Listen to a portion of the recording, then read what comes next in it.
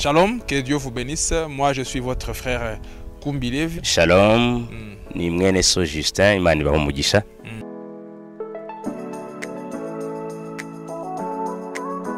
Comme vous avez vu sur nos réseaux sociaux, nous avons lancé cette belle initiative que nous avons eue de la part du Seigneur qui s'appelle les réunions d'édification Rehoboth. Nkuko twagiye tubamenyesha ku mbuga nkoranyambaga zacu mu minsi itandukanye, muribuka ko twari twabateguje ibiterane cyangwa urukurikirane rw'ibiterane twise Rehoboth nkuko umwami yabiduhumekeye. Nous avons envoyé l'invitation à tout le monde. Nous avons été dans les églises, dans toutes les églises de Kigali, toutes les églises de Kigali.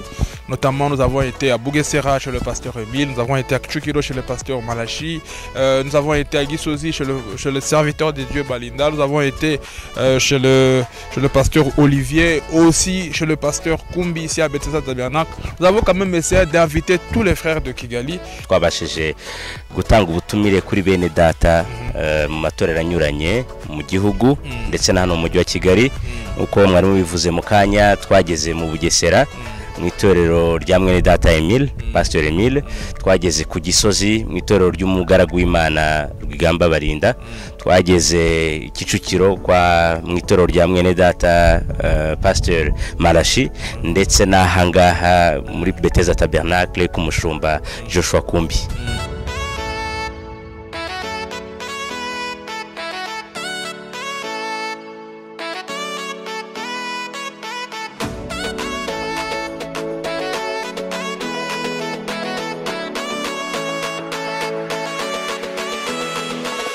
Alors, déjà merci, mais ce n'est pas seulement les gens de Kigali qui vont être là, même les gens de tout ailleurs. Il y aura des gens depuis le Congo, il y aura des gens, je dirais même ceux qui vont venir des États-Unis, il y aura des gens qui vont venir un peu de partout. Voilà pourquoi nous avons vraiment, c'est une réunion, convention vraiment internationale et nous comptons sur vous.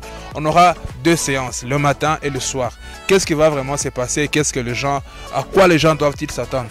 Ntabwo twatanze ubutumire gusa hano mu Rwanda, ahubwo twabutanze kuri bene data b'imihanda yose y'isi, ndetse hari n'abazaza bavuye muri Repubulika Iharanira Demokarasi ya Kongo, hari abazaza bavuye muri Leta Zunze Ubumwe za Amerika, kandi aho twageze hose bene data bagiye basubiza neza, bagiye batwishimira ndetse bakatubwira ko bazitabira igiterane.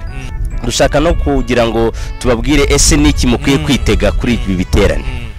Twamaze kubabwira yuko ibiterane bizajya biba mu gitondo na nyuma ya saa sita cyangwa ku mugoroba. Ese niki mwabyitegamo? Ese niki tubasaba, niki tubitezeho mwebwe nk'abantu bazitabira? Le matin, nous aurons des séances de questions et réponses. C'est la première chose qui va se passer le matin, là où nous allons poser des questions à nos invités. Maintenant, ce que nous attendons de vous, comme le frère Justin vient de le dire, c'est que vous nous dites quel genre de questions voulez-vous qu'on puisse leur poser. Nous avons des challenges, nous avons des problèmes pratiques comme des chrétiens, comme de jeunes gens, comme de papas et de mamans. Nous avons des questions que nous aimerions avoir de réponses. Maintenant, c'est à vous de nous dire quel genre de questions voulez-vous que nous puissions leur poser. Ça sera en présentiel. Vous pouvez aussi venir assister. Si vous avez le temps, ça sera chaque 10 heures, vous pouvez venir assister. Mais aussi, ça sera en direct, ça sera rediffusé en direct sur notre chaîne Shamgar TV. Alors, quelles sont les questions que vous voulez que nous puissions leur poser? C'est pourquoi nous venons aujourd'hui vous dire, vous avez pleinement le droit de nous écrire des questions sur le numéro qui va s'afficher sur le bas de votre écran pour nous dire quelles sont les questions que nous devons poser et quelle est la direction que vous voulez que nos invités puissent répondre à ces questions-là. Mu gitondo hazajya haba ibibazo n'ibisubizo, aho tuzajya tuba dufite umutumirwa, nkuko mwene data Levi amaze kwivuga, tuzaba dufite abatumirwa batandukanye bazajya badusubiza ibibazo. Icyo tubitezeho rero ni ibihe bibazo mwifuza ko byabazwa abo batumirwa bacu. Muraza kubibona kuri nimero iri munsi ahangaha kuri ekara yanyu.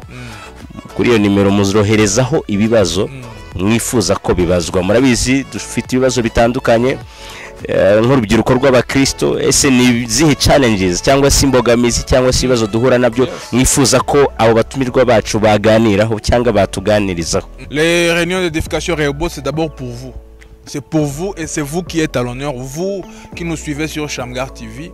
vous qui ne cessez justement de nous supporter. Nous avons fait ces réunions d'édification pour vous, afin que nous ne puissions pas seulement communier, mais aussi apprendre. Apprendre par différentes thématiques que le prophète nous a parlé, que les serviteurs de Dieu vont avoir à nous dire. Ce sera des questions et réponses. S'il vous plaît, donnez-nous des questions, nous voulons les poser à ces serviteurs de Dieu. Ibiterane cyangwa se gahunda zizajya ziba imbona nkubone no kuvuga ngo mu gitondo ushobora kuza aha igikondo kubagide kuri Bethesda Tabernacle niho bizabiri kubera cyangwa se ushobora no kubikurikira kuri YouTube channel yacu bizabiri kuba direct cyangwa se icyo twita live. Hanyuma ikindi nuko ibiterane ni ibyanyu nimwe twabiteguriye mwebwe abakurikira Shamgar TV bigamije kugira ngo bibubake bibafashe bifashe ubugingo bwacu aho tuzakira abo bakozi b'Imana batubwira ku ngingo zitandukanye ibintu ingingo zitandukanye umuhanuzi wacu yagiye atubwiraho mu bihe bitandukanye mu bibwiriza bitandukanye yagiye abwiriza ndetse n'ingingo zitandukanye abakozi b'Imana bagenda batubwirizaho mu bihe bitandukanye. Ibiterane ni ibyanyu mubyitabire kandi mubigire mu ruhare birabareba. Ne sera pas seulement ici, même si voilà pourquoi nous avons utilisé de langue pour que vous tous vous puissiez être associés. Vous êtes de partout, en France, aux États-Unis, je sais pas moi, en Australie, au Congo, partout. Donnez-nous la question, nous allons la poser aux serviteurs de Dieu, mais soyez aussi connectés. Mais venez nombreux assister, nous allons voir vraiment la présence de Dieu. Twifuje ko muba bafatanya ibikorwa bacu muri ibi biterane. Ntabwo twifuza ko mubindorereze turashaka ko mubigira mu ruhare niyo mpamvu twashatse no kubaganiriza mu ndimi zombi kugira ngo abantu bacu badukurikira babashe kubyumva. Hari abari hirya no hino mu isi mu mpande zitandukanye, hari abari Burayi, hari abari muri Leta Zunze Ubumwe za Amerika no mu bihugu bitandukanye bya hano ku mugabane wacu wa Afrika ndetse no muri Aziya n'ahandi henshi. Turashaka ko mwitabira kandi Imana izaduhana umugisha. Hazaba hari no kuramya no guhimbaza kandi murabizi ko indirimbo iteka ziherekeza ijambo ry'Imana. Tugomba kuramya no guhimbaza. Shalom serviteurs de Dieu, Shamgar TV nous invite tous à nous retrouver à Kigali à partir du 28 jusqu'au 31 juillet pour un événement spirituel dénommé Rehoboth. Eh bien, c'est votre humble serviteur, pasteur Bamouté et dispensateur. Certainement, je confirme votre présence dans cette grande conférence internationale Rehoboth. Je confirme ma présence à la conférence Rehoboth qu'organise Shamgar TV en juillet 2022. Venez nombreux, Dieu nous fera du bien. Rehoboth, c'est-à-dire les puits qui nous rassemblent tous. Différentes tendances, différentes compréhensions, mais tous enfants de Dieu, tous conduits par l'Esprit. Nous nous retrouverons à Kigali. Aho tuzahurira igiterane kizaba nk'iriba rusange twese duhuriraho iriba rizira amakimbirane aho buri wese ashobora kuvoma akanywa amazi. Rehoboth. Imana ibahe umugisha. Que Dieu vous bénisse. Soyez connectés. Rehoboth.